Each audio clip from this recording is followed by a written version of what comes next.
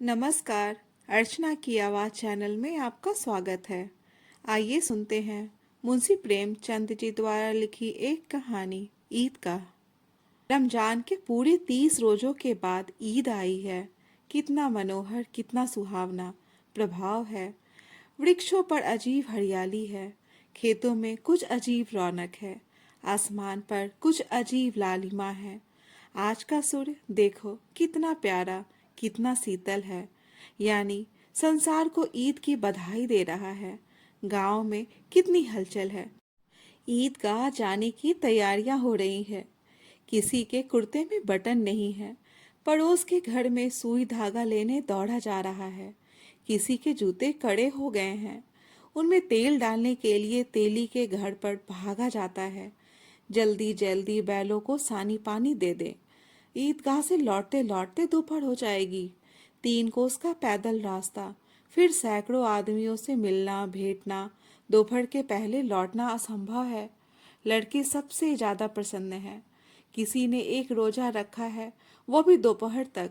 किसी ने वो भी नहीं, लेकिन ईदगाह जाने की खुशी उनके हिस्से की चीज है। रोजे बड़े बूढ़ों के लिए होंगे, इनके लिए तो ईद है। रोज ईद का नाम रखते थे, आज वो आ गई। अब जल्दी पड़ी है कि लोग ईदगाह क्यों नहीं चलते। इन्हें गृहस्थी चिंताओं से क्या प्रयोजन। सेवैयों के लिए दूध और शक्कर घर में है या नहीं, इनकी बला से ये तो सेवैयां खाएंगे। वह क्या जाने कि अब्बा जान क्यों बदहवास चौधरी कायम अली के घर दौड़े जा रहे हैं। उन्हें क्या खबर कि चौधरी आंखें बदल ले तो यह सारी ईद मुहर्रम हो जाए। उनकी अपनी जेबों में तो कुबेर का धन भरा हुआ है। बार बार जेब से अपना खजाना निकाल कर गिनते हैं और खुश होकर फिर रख लेते हैं।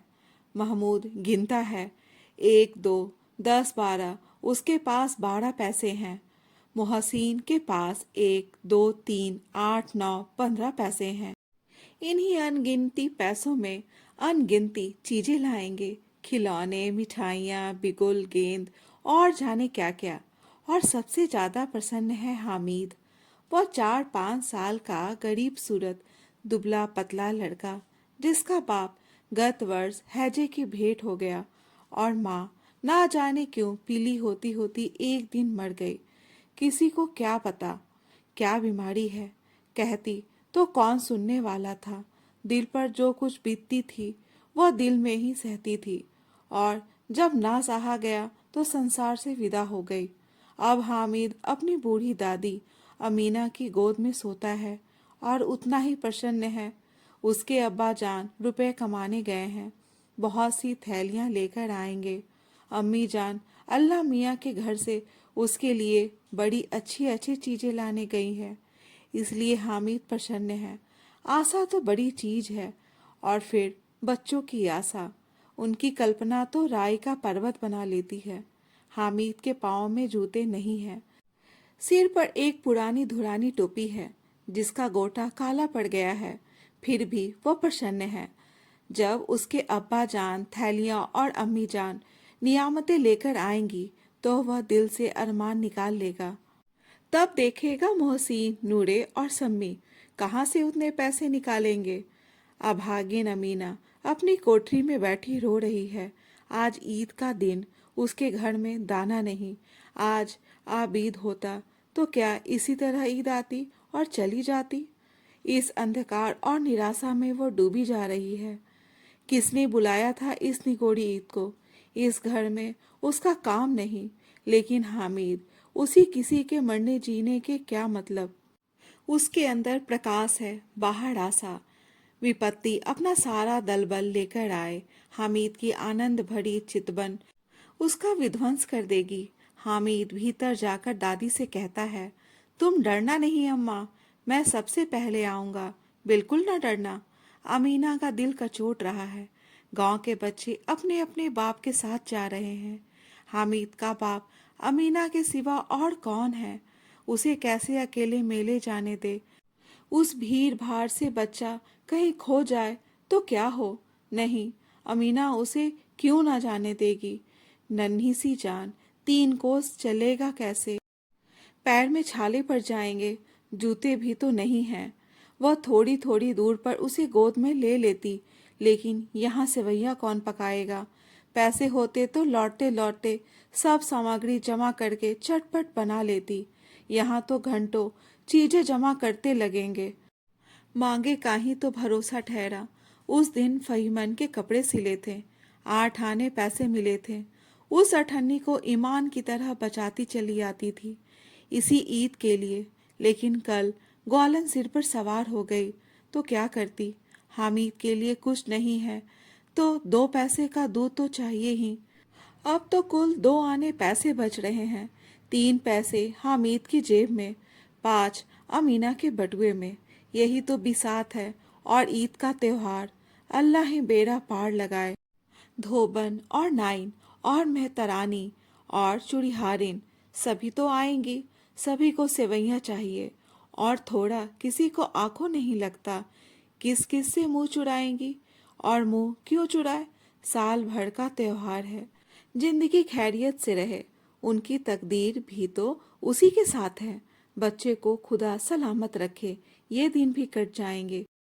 गांव से मेला चला और बच्चों के साथ हामिद भी जा रहा था। कभी सबके सब दौड़कर आगे निकल जाते, फिर किसी पेड़ के नीचे खड़े होकर साथ वालों का इंतजार करते। यह लोग क्यों इतना धीरे धीरे चल रहे हैं। हामिद के पैरों में तो जैसे पड़ लग गए हैं। वह कभी थक सकता है। शहर का दामन आ गया। सड़क के दोनों ओर अमीरों के बगीचे हैं। पक्की 4 दीवारी बनी हुई है। पेड़ों में आम और लीचियां लगी हुई है। कभी कभी कोई लड़का कंकड़ी उठाकर आम पर निशाना लगाता है। माली अंदर से गाली देता हुआ निकलता है। लड़के वहां से एक फलांग पर हैं, खूब हंस रहे हैं। माली को कैसा उल्लू बनाया है। बड़ी बड़ी इमारतें आने लगी।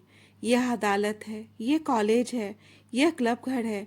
इतने बड़े कॉलेज में कितने लड़के पढ़ते होंगे। सब लड़के नहीं हैं जी, बड़े बड़े आदमी हैं सच। उनकी बड़ी बड़ी मूछें हैं। इतने बड़े हो गए अभी तक पढ़ते जाते हैं।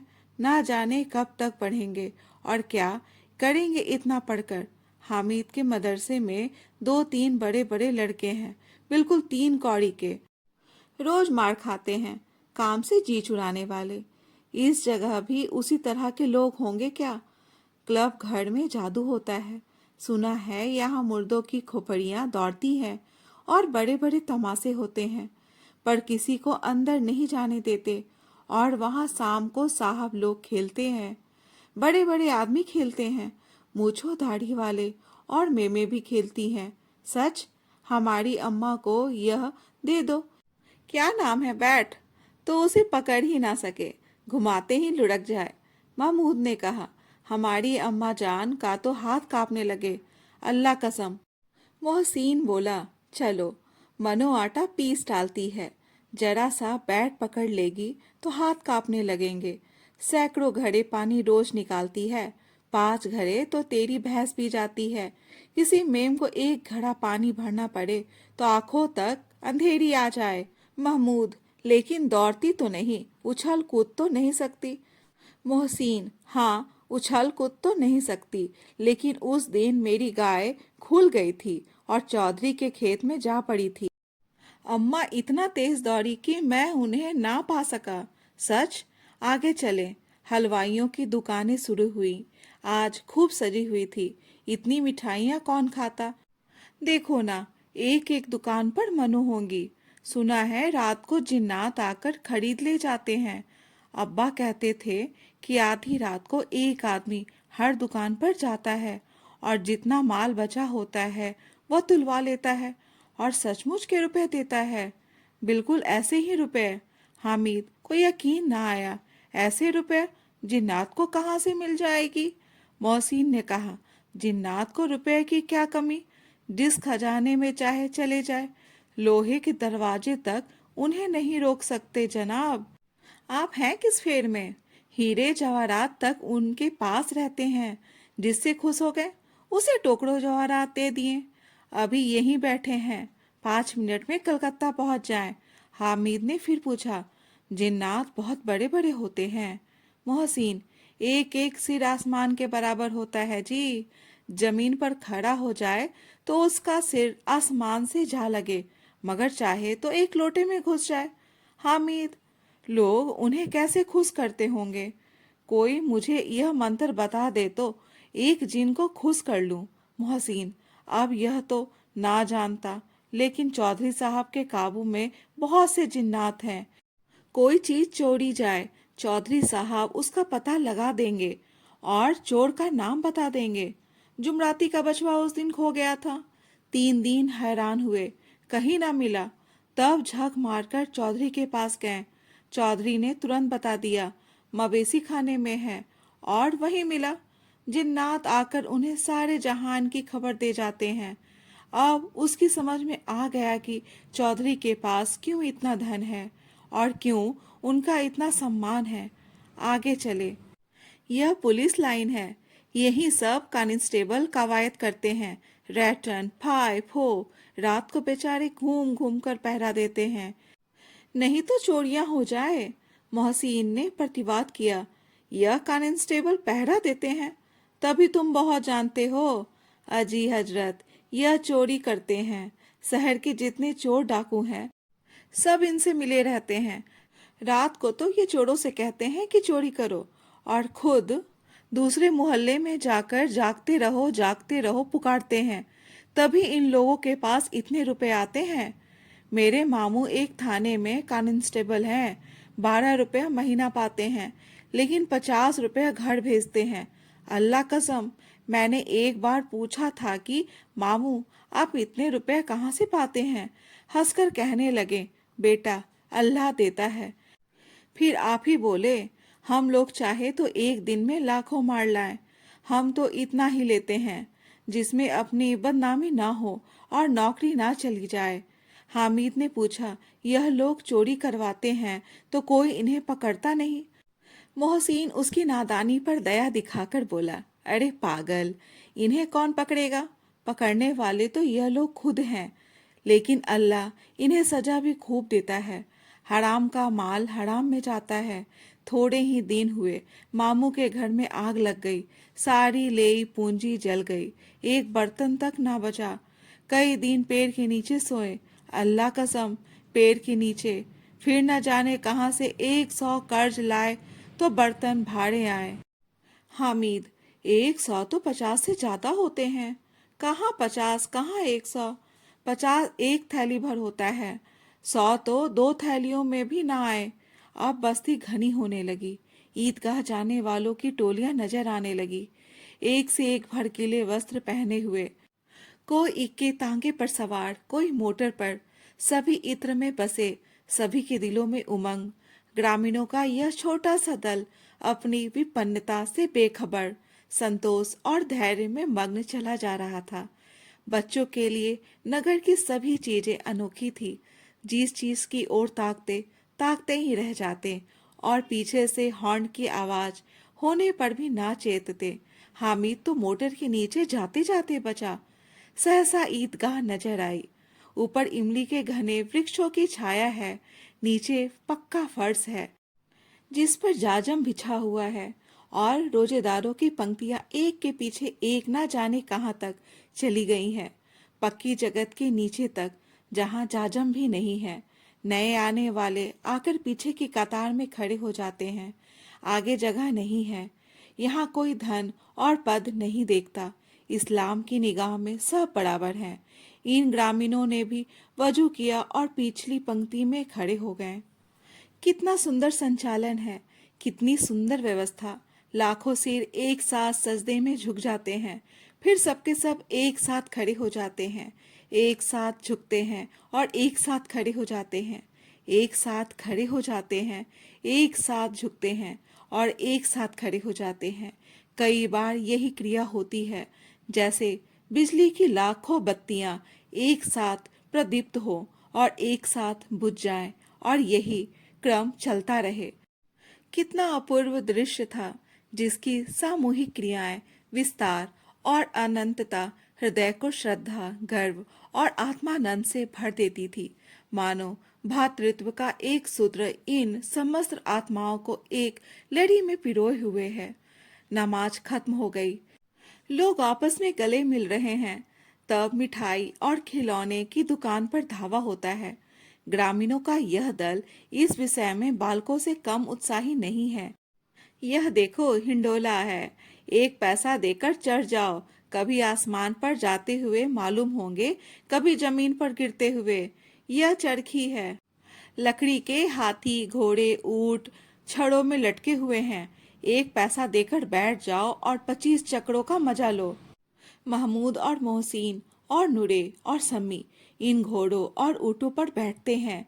हामिद दूर खड़ा है। 3 ही पैसे तो उसके पास हैं। अपने कोस का 1/3 जरा सा चक्कर खाने के लिए नहीं दे सकता। सब चरखियों से उतरते हैं। अब खिलौने लेंगे। उधर दुकानों की कतार लगी हुई है। तरह तरह के खिलौने हैं। सिपाही और गुजरिया, भिस्ती और दोबीन और साधु। वाह, कत्ते सुंदर खिलौने हैं। अब बोला ही चाहते हैं। महमूद सिपाही लेता है, खाकी वर्दी और लाल पगड़ी वाला, कंधे पर बंदूक रखे हुए। मालूम होता है अभी कवायद किए चला आ रहा है। मोहसिन को भिस्ती पसंद आया। कमर झुकी हुई है, ऊपर मसक रखे हुए है।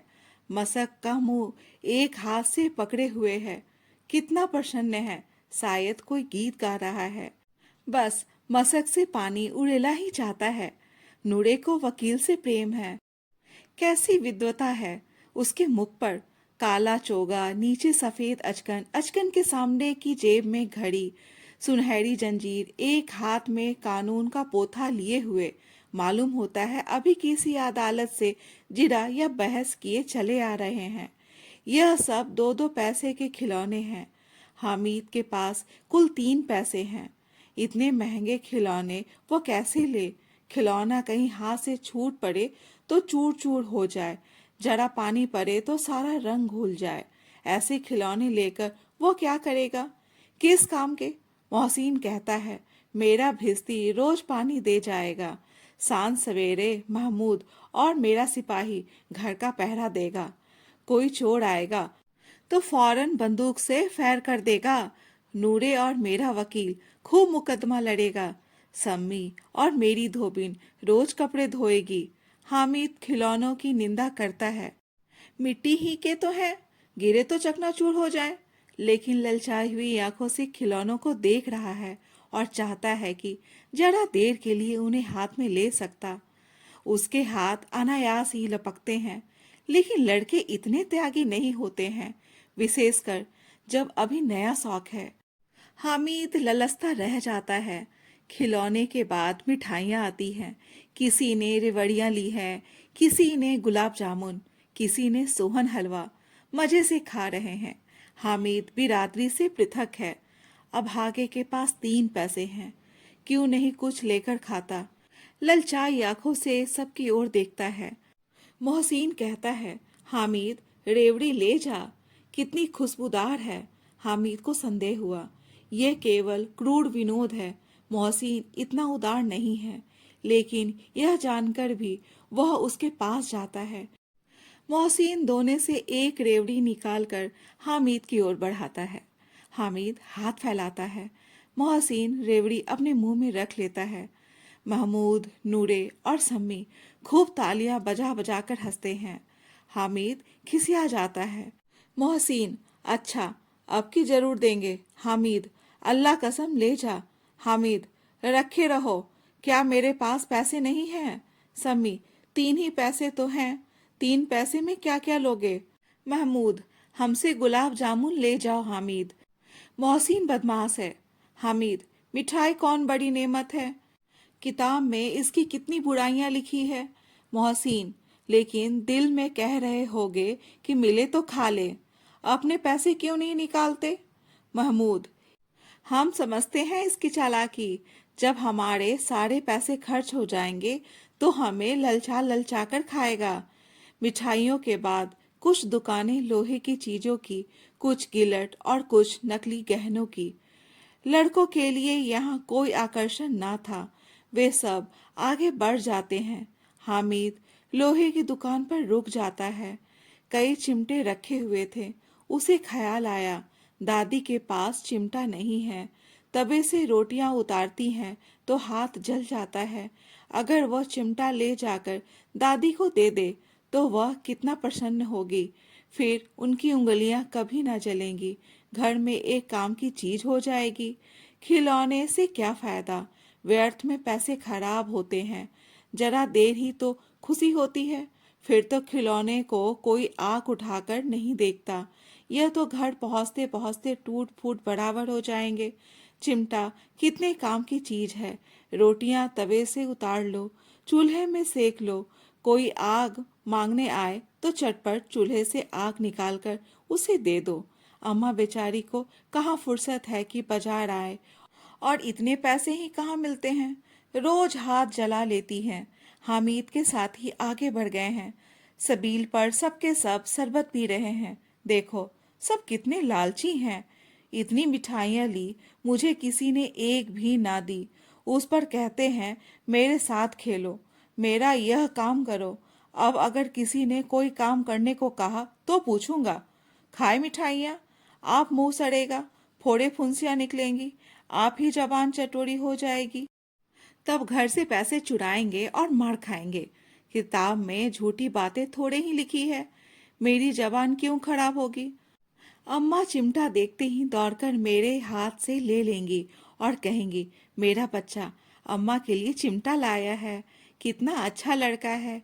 इन लोगों के खिलौने पर कौन इन्हें दुआएं देगा। बड़ों की दुआएं सीधे अल्लाह के दरबार में पहुंचती हैं और तुरंत सुनी जाती हैं। मैं भी इनसे मिजाज क्यों सहूं। मैं गरीब सही, किसी से कुछ मांगने तो नहीं जाते। आखिर अब्बा जान कभी न कभी आएंगे, अम्मा भी आएंगी ही। फिर इन लोगों से पूछूंगा, कितने खिलौने लोगे। एक एक को टोकरियां खिलौने दूं और दिखा दूं कि दोस्तों के साथ इस तरह का सलूक किया जाता है। यह नहीं कि एक पैसे की रेवड़ियां ली तो चिढ़ा चिढ़ा कर खाने लगे। सबके सब हंसेंगे कि हामिद ने चिमटा लिया है। हंसे मेरी बला से। उसने दुकानदार से पूछा, यह चिमटा कितने का है। दुकानदार ने उसकी ओर देखा और कोई आदमी साथ न देखकर कहा, तुम्हारे काम का नहीं है जी, बिकाऊ है कि नहीं। बिकाऊ क्यों नहीं है, और यहाँ क्यों लाद लाए हैं, तो बताते क्यों नहीं। कै पैसे का है। 6 पैसे लगेंगे। हामिद का दिल बैठ गया। ठीक ठीक 5 पैसे लगेंगे, लेना हो लो, नहीं चलते बनो। हामिद ने कलेजा मजबूत करके कहा, 3 पैसे लोगे। यह कहता हुआ वह आगे बढ़ गया कि दुकानदार की घुड़कियां ना सुने। लेकिन दुकानदार ने घुड़कियां नहीं दी, बुलाकर चिमटा दे दिया। हामिद ने उसे इस तरह कंधे पर रखा मानो बंदूक है और सांस से अकड़ता हुआ संगियों के पास आया। जरा सुने सबके सब क्या क्या आलोचनाएं करते हैं। मोहसिन ने हंसकर कहा, यह चिमटा क्यों लाया पगले, इसे क्या करेगा। हामिद ने चिमटे को जमीन पर पटक कर कहा, जरा अपना भिस्ती जमीन पर गिरा दो, सारी पसलियां चूर चूर हो जाए बच्चों की। महमूद बोला, तो यह चिमटा कोई खिलौना है। हामिद, खिलौना क्यों नहीं है, अभी कंधे पर रखा, बंदूक हो गई, हाथ में ले लिया, फकीरों का चिमटा हो गया। चाहूं तो इससे मजीरे का काम ले सकता हूँ। एक चिमटा जमा दूं तो तुम लोगों के सारे खिलौने की जान निकल जाए। तुम्हारे खिलौने कितना ही जोर लगाएं, मेरे चिमटे का बाल भी बांका नहीं कर सकते। मेरा बहादुर शेर है चिमटा। सम्मी ने खंजरी ली थी, प्रभावित होकर बोला, मेरी खंजरी से बदलोगे, 2 आने की है। हामिद ने खंजरी की ओर उपेक्षा से देखा, मेरा चिमटा चाहे तो तुम्हारी खंजरी का पेट फाड़ डाले, बस एक चमड़े की झिल्ली लगा दी। डब डब बोलने लगी, जरा सा पानी लग जाए तो खत्म हो जाए।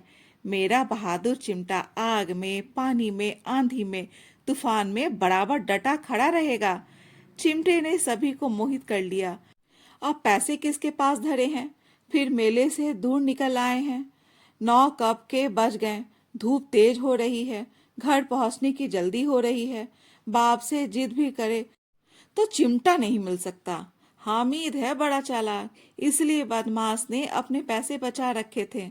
अब बालकों के 2 दल हो गए, मोहसिन, महमूद, सम्मी और नूरे एक तरफ हैं, हामिद अकेला दूसरी तरफ। शास्त्रार्थ हो रहा है। सम्मी तो विधर्मी हो गया, दूसरे पक्ष से जा मिला। लेकिन मोहसिन, महमूद और नूरे भी हामिद से एक एक दो दो साल बड़े होने पर भी हामिद के आघातों से आतंकित हो उठे हैं। उसके पास न्याय का बल है और नीति की शक्ति। एक ओर मिट्टी है, दूसरी ओर लोहा, जो इस वक्त अपने को फौलाद कह रहा है। वह अजय है, घातक है। अगर कोई शेर आ जाए, मियाँ भिस्ती के छक्के छूट जाए, जो मियाँ सिपाही मिट्टी की बंदूक छोड़कर भागे, वकील साहब की नानी मर जाए, चोगे से मुंह छिपाकर जमीन पर लेट जाए, मगर यह चिमटा, यह बहादुर, यह रुस्तमे हिंद लपककर शेर की गर्दन पर सवार हो जाएगा और उसकी आंखें निकाल लेगा। मोहसिन ने एड़ी चोटी का जोर लगाकर कहा, अच्छा, पानी तो नहीं भर सकता। हामिद ने चिमटे को सीधा खड़ा करके कहा, भिस्ती को एक डांट बताएगा तो दौड़ा हुआ पानी लाकर उसके द्वार पर छिड़कने लगेगा। मोहसिन परास्त हो गया। पर महमूद ने कुमुक पहुंचाई, अगर बच्चा पकड़ा जाए तो अदालत में बंधे बंधे फिरेंगे, तब तो वकील साहब के पैरों में पड़ेंगे। हामिद इस प्रबल तर्क का जवाब ना दे सका। उसने पूछा, हमें पकड़ने कौन आएगा? नूरे ने अकड़कर कहा, यह सिपाही, बंदूक वाला। हामिद ने मुंह चिढ़ाकर कहा, यह बेचारे, हम बहादुर रुस्तमे हिंद को पकड़ेंगे। अच्छा लाओ, अभी जरा कुश्ती हो जाए, इसकी सूरत देखकर दूर भागेंगे। पकड़ेंगे क्या बेचारे? मोहसिन को एक नई चोट सूझ गई। तुम्हारे चिमटे का मुंह रोज आग में जलेगा। उसने समझा था कि हामिद लाजवाब हो जाएगा, लेकिन यह बात ना हुई। हामिद ने तुरंत जवाब दिया, आग में बहादुर ही कूदते हैं जनाब। तुम्हारे ये वकील, सिपाही और भिस्ती लौंडियों की तरह घर में घुस जाएंगे। आग में वह काम है जो यह रुस्तमे हिंद ही कर सकता है। महमूद ने एक जोर लगाया, वकील साहब कुर्सी मेज पर बैठेंगे, तुम्हारा चिमटा तो बावर्ची खाने में जमीन पर पड़ा रहने के सिवा और क्या कर सकता है? इस तर्क ने सम्मी और नूरे को भी राजी कर दिया। कितने ठिकाने की बात कही है पट्टे ने। चिमटा बावर्ची खाने में रहने के सिवा और क्या कर सकता है? हामिद को कोई फड़कता हुआ जवाब न सूझा, तो उसने धांधली शुरू की, मेरा चिमटा बावर्ची खाने में नहीं रहेगा। वकील साहब कुर्सी पर बैठेंगे तो जाकर उन्हें जमीन पर पटक देगा और उनका कानून उनके पेट में डाल देगा। बात कुछ बनी नहीं, खाली गाली गलौज थी, लेकिन कानून को पेट में डालने वाली बात छा गई। ऐसी छा गई कि तीनों सुरमा मुंह ताकते रह गए, मानो कोई ढेलछा कनकौवा किसी डंडे वाले कनकौवे को काट गया हो। कानून मुंह से बाहर निकलने वाली चीज है, उसके पेट के अंदर डाल दिया जाना बेतुकी सी बात होने पर भी कुछ नयापन रखती है। हामिद ने मैदान मार लिया। उसका चिमटा रुस्तमे हिंद है। अब इसमें मोहसिन, महमूद, नूरे, सम्मी किसी को भी आपत्ति नहीं हो सकती। विजेता को हारने वालों से जो सत्कार मिलना स्वाभाविक है, वो हामिद को भी मिला। औरों ने 3-3, 4-4 आने पैसे खर्च किए, पर कोई काम की चीज ना ले सके। हामिद ने 3 पैसे में रंग जमा लिया। सच ही तो है, खिलौनों का क्या भरोसा, टूट फूट जाएंगी। हामिद का चिमटा तो बना रहेगा बरसों। संधि की शर्तें तय होने लगी। मोहसिन ने कहा, जरा अपना चिमटा दो, हम भी देखे, तुम हमारा भिस्ती लेकर देखो। महमूद और नूरे ने भी अपने अपने खिलौने पेश किए। हामिद को इन शर्तों को मानने में कोई आपत्ति न थी। चिमटा बारी बारी से सबके हाथ में गया और उनके खिलौने बारी बारी से हामिद के हाथ में आए। कितने खूबसूरत खिलौने हैं। हामिद ने हारने वालों के आंसू पोंछे। मैं तुम्हें चिढ़ा रहा था, सच। यह चिमटा भला इन खिलौनों की क्या बराबरी करेगा? मालूम होता है, अब बोलेंगे, अब बोलेंगे। लेकिन मोहसिन की पार्टी को इस दिलासे से संतोष नहीं होता। चिमटे का सिक्का खूब बैठ गया है। चिपका हुआ टिकट अब पानी से नहीं छूट रहा है। मोहसिन, लेकिन इन खिलौनों के लिए कोई हमें दुआ तो ना देगा। महमूद, दुआ को लिए फिरते हो, उल्टे मार ना पड़े। अम्मा जरूर कहेंगी कि मेले में यही मिट्टी के खिलौने मिले। हामिद को स्वीकार करना पड़ा कि खिलौनों को देखकर किसी की माँ इतनी खुश ना होगी जितनी दादी चिमटे को देखकर होंगी। 3 पैसों में ही तो उसे सब कुछ करना था और उन पैसों के इस उपाय पर पछतावे की बिल्कुल जरूरत ना थी। फिर अब तो चिमटा रुस्तमे हिंद है और सभी खिलौनों का बादशाह। रास्ते में महमूद को भूख लगी। उसके बाप ने केले खाने को दिए। महमूद ने केवल हामिद को साझा बनाया। उसके अन्य मित्र मुंह ताकते रह गए। यह उस चिमटे का प्रसाद था। 11 बजे गांव में हलचल मच गई। मेले वाले आ गए। मोहसिन की छोटी बहन दौड़कर भिश्ती उसके हाथ से छीन लिया और मारे खुशी के जा उछली। तो मियाँ भिश्ती नीचे आ रहे और सुरलोक सिधारे। इस पर भाई बहन में मारपीट हुई। दोनों खूब रोए। उसकी अम्मा यह शोर सुनकर बिगड़ी और दोनों को ऊपर से 2-2 चांटे और लगाए। मियाँ नूरे के वकील का अंत उनके प्रतिष्ठानुकूल इससे ज्यादा गौरवमय हुआ। वकील जमीन पर या ताक पर तो नहीं बैठ सकता। उसकी मर्यादा का विचार तो करना ही होगा। दीवार में खूंटियां गाड़ी गई। उन पर लकड़ी का एक पटरा रखा गया। पटरे पर कागज का कालीन बिछाया गया। वकील साहब राजा भोज की भांति सिंहासन पर विराजे। नूरे ने उन्हें पंखा झलना शुरू किया। अदालतों में खस की टट्टियां और बिजली के पंखे रहते हैं, क्या यहाँ मामूली पंखा भी ना हो?